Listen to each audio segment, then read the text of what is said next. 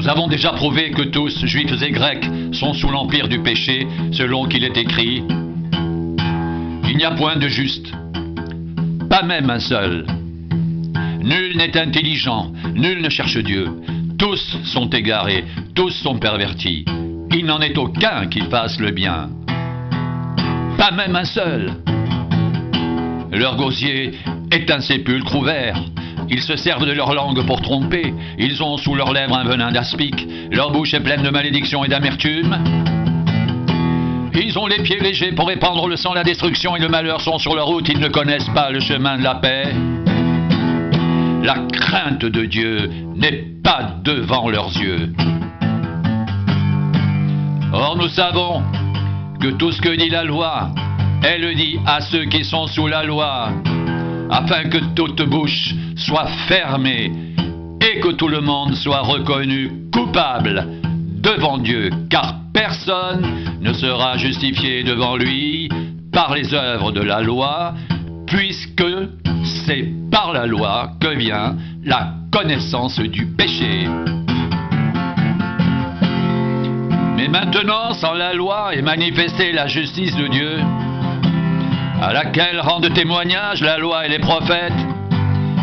Justice de Dieu par la foi en Jésus-Christ pour tous ceux qui croient, car il n'y a point de distinction, car tous ont péché et sont privés de la gloire de Dieu, et ils sont gratuitement justifiés par sa grâce par le moyen de la rédemption qui est en Jésus-Christ.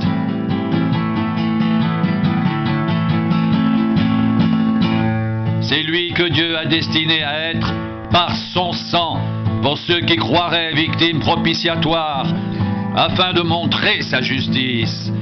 Parce qu'il avait laissé impunis les péchés commis auparavant au temps de sa patience, il montre ainsi sa justice dans le temps présent, de manière à être juste, tout en justifiant celui qui a la foi en Jésus.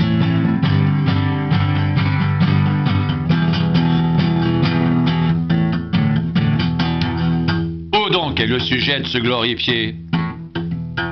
Il est exclu. Par quelle loi? Par la loi des œuvres? Non, mais par la loi de la foi, car nous pensons que l'homme est justifié par la foi, sans les œuvres de la loi. Ou bien Dieu est-il seulement le Dieu des Juifs?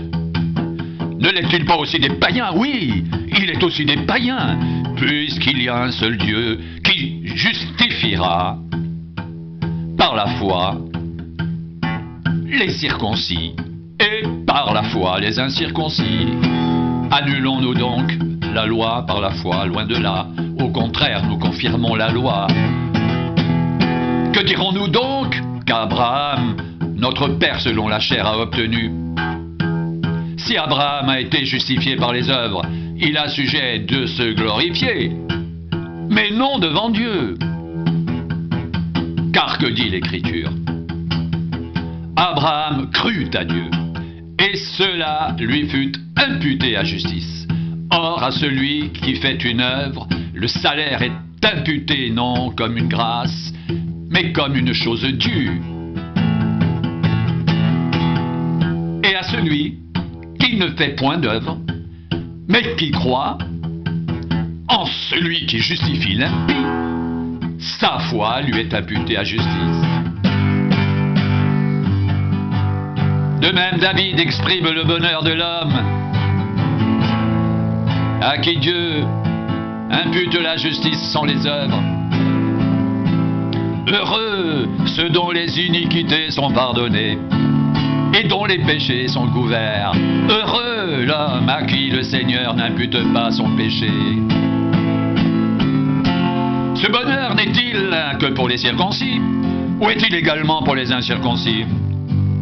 Car nous disons que la foi fut imputée à justice à Abraham. Quand donc lui fut-elle imputée? Était-ce après ou avant sa circoncision? Il n'était pas encore circoncis, il était incirconcis, et il reçut le signe de la circoncision comme sceau de la justice qu'il qu'il avait obtenu par la foi quand il était incirconcis, afin d'être le Père de tous les incirconcis qui croient, pour que la justice leur soit aussi imputée, et le Père des circoncis qui ne sont pas seulement circoncis, mais encore qui marchent sur les traces de la foi de notre Père Abraham, quand il était incirconcis.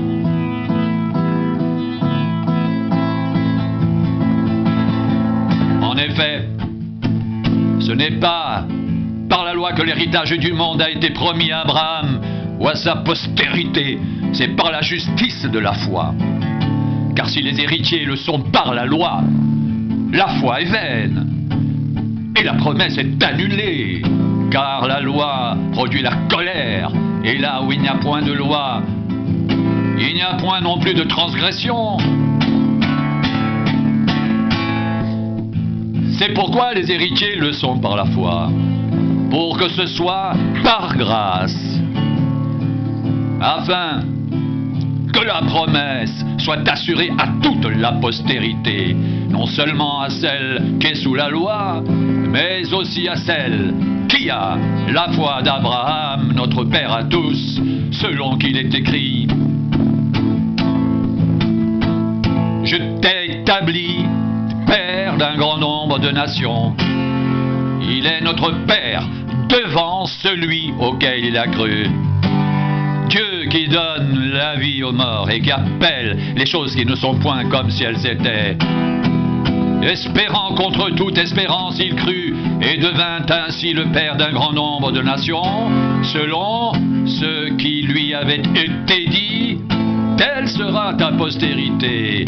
Et sans faiblir dans la foi, il ne considéra point que son corps était déjà usé, puisqu'il avait près de 100 ans et que Sarah n'était plus en état d'avoir des enfants.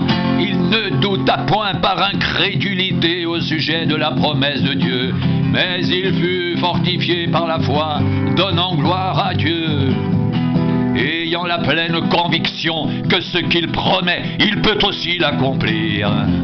C'est pourquoi cela lui fut imputé à justice, mais ce n'est pas à cause de lui seul qu'il est écrit que cela lui fut imputé.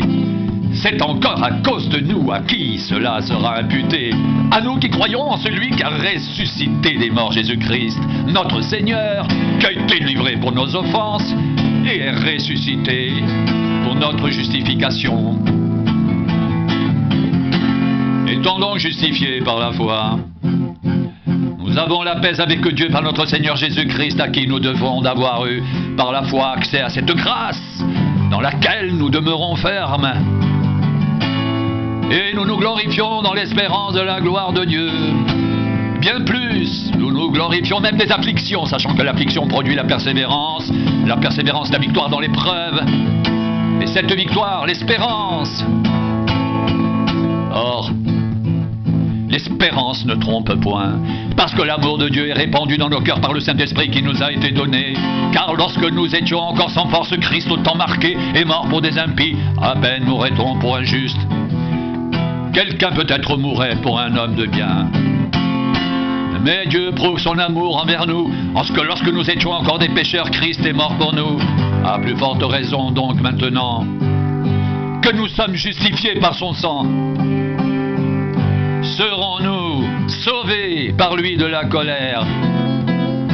Car si lorsque nous étions ennemis, nous avons été réconciliés avec Dieu par la mort de son Fils, à plus forte raison, étant réconciliés, serons-nous sauvés par sa vie.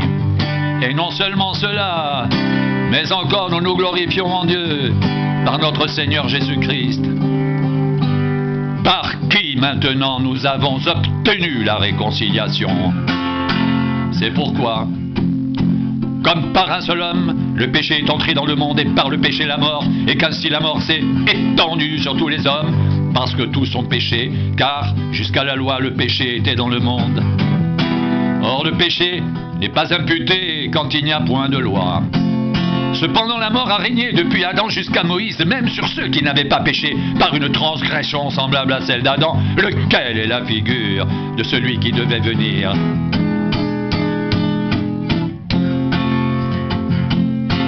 Mais il n'en est pas du don gratuit, comme de l'offense.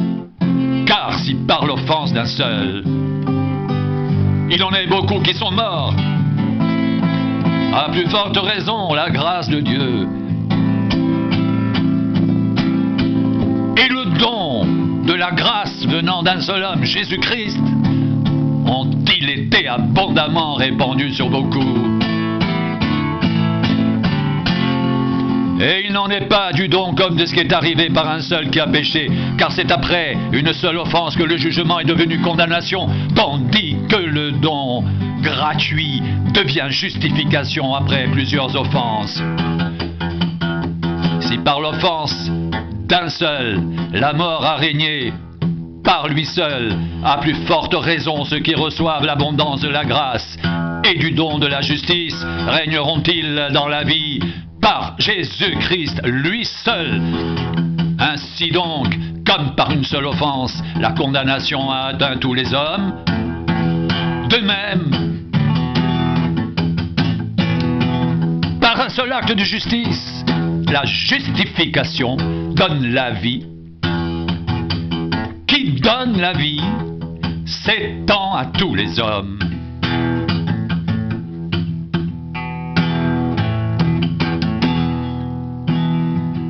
Car, comme par la désobéissance d'un seul homme, beaucoup ont été rendus pécheurs, de même, par l'obéissance d'un seul, beaucoup seront rendus justes. Or la loi est intervenue pour que l'offense abonde. Mais là où le péché a abondé, la grâce a surabondé, afin que comme le péché a régné par la mort, ainsi la grâce règne par la justice pour la vie éternelle, par Jésus-Christ, notre Seigneur. Que dirons-nous donc? Demeurerions-nous dans le péché afin que la grâce abonde? Loin de là. Nous qui sommes morts au péché, comment vivrions-nous encore dans le péché? Ignorez-vous que nous tous qui avons été baptisés en Jésus-Christ et en sa mort, que nous avons été baptisés, nous avons donc été ensevelis avec lui par le baptême en sa mort, afin que comme Christ est ressuscité des morts, par la gloire du Père, de même nous aussi nous marchions en nouveauté de vie. En effet, si nous sommes devenus une même plante avec lui par la conformité à sa mort, nous le serons aussi par la conformité à sa résurrection. Sachant que notre vieil homme a été crucifié avec lui, afin que le corps du péché soit réduit à l'impuissance, pour que nous ne soyons plus esclaves du péché. Car celui qui est mort est libre du péché. Or, si nous sommes morts avec Christ, nous croyons que nous vivrons aussi avec lui, sachant que Christ ressuscité des morts ne meurt plus, la mort n'a plus de pouvoir sur lui.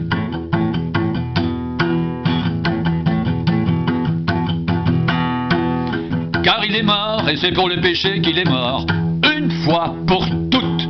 Il est revenu à la vie, et c'est pour Dieu qu'il vit. Ainsi, vous-même, regardez-vous comme morts au péché et comme vivants pour Dieu en Jésus-Christ. Que le péché ne règne donc point dans votre corps mortel et n'obéissez pas à ses convoitises. Ne livrez pas vos membres au péché comme des instruments d'iniquité, mais donnez-vous vous-même à Dieu comme étant vivants de mort que vous étiez, et offrez à Dieu vos membres comme des instruments de justice, car le péché n'aura point de pouvoir sur vous. Puisque vous êtes non sous la loi, mais sous la grâce.